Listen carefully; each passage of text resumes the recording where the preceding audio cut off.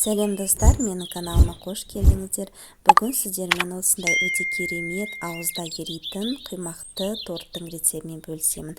Менімен бірге болыңыздар және де каналға тіркелуді ұмытпаңыздар. Бізге құймақ үшін керек заттар: ол сүт, 2 жұмыртқа, ұн, қант, аз содасы, өсімдік майы және де қайнап тұрған ыстық су. Ең алдымен 2 жұмыртқамызды ыдысқа жарып аламыз, қантты саламыз да венчиктің көмегімен жақсылап араластырамыз. Одан кейін 300 мл сүтімізді құямыз да тағы да араластырамыз. Енді содамызды саламыз да тағы да араластырамыз. Енді ұнымызды 2 бөліп салып аламыз да венчиктің көмегімен жақсылап тұрып бір келкі масса болғанға дейін араластырамыз.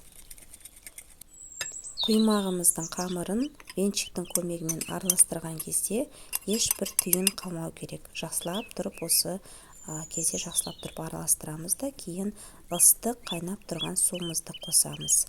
Міндетті түрде венчиктің көмегімен араластыра отыра қосыңыздар. Енді қамырымызға 3 қасық өсімдік майын қосамыз да венчиктің көмегімен жақсылап тұрып араластырамыз. Майымыз жақсылап тұрып қамырға сіңу керек. Міне, қамырымыз дайын болды. Енді дайын қамырымызды міндетті түрде 10 минутқа қойып қоямыз. Міне, бізде осылай көпіреді. Қызып тұрған табаға мен май жақтым, сары май жақтым. Сіздер жақсаңыздар да, жақпасаңыздар да болады. Енді құймағымызды пісіріп шығамыз.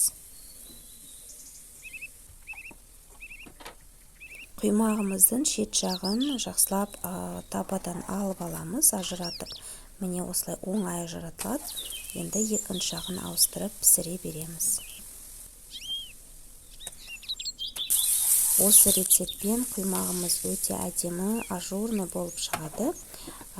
Және де менде шамамен 19-20 штук құймақ шықты.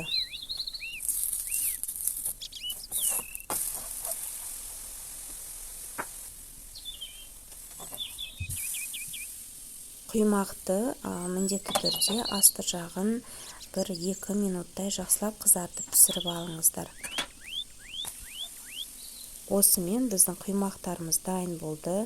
Өте дәмді болады.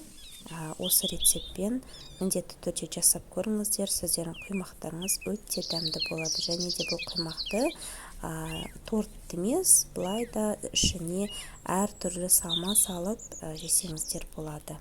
Ал енді кремімізді жасаймыз. Сол үшін бізге сүт керек, 1 жұмыртқа, қант, май және де кукуруз крахмалы керек. Асты қалын ожауға сүтті құямыз да оны кішкене жылытамыз, қайнатпаймыз.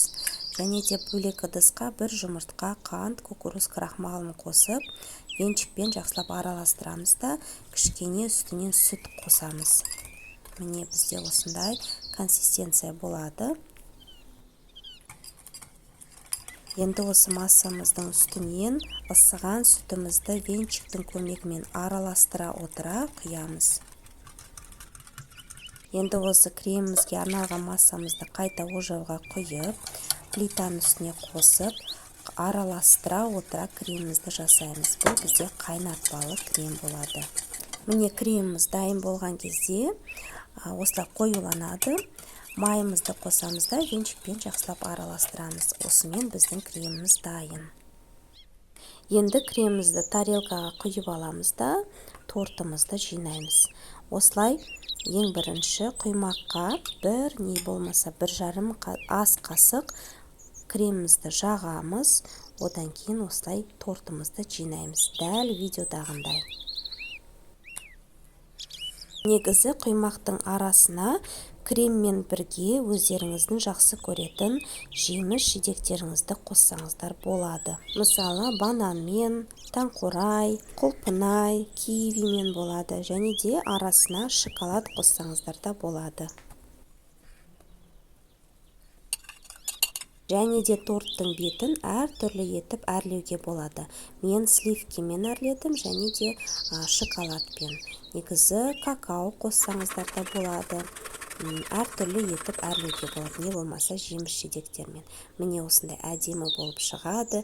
Дәмі енді сөзім жоқ, дәміне өте керемет, және де ауызда ериді. Міндетті түрде жасап көріңіздер, сіздерге ұнайтынына сенімдімін. Міне ішкі жағы осындай өте керемет болады. Креммен осы құймақ бір-біріне керемет үйлеседі. Енді дәмі деген тіл үйіреді. Міндетті түрде жасап көріңіздер. Сонымен қатар менің каналыма тіркеліп, пікір жазып, лүпіл басуды ұмытпаңыздар. Каналымда әлі көптеген керемет рецепттер болады. Сіздермен міндетті түрде әр апта сайын 2 рецепт түсіріп отырамын. Келесі кездескенше күн жарық.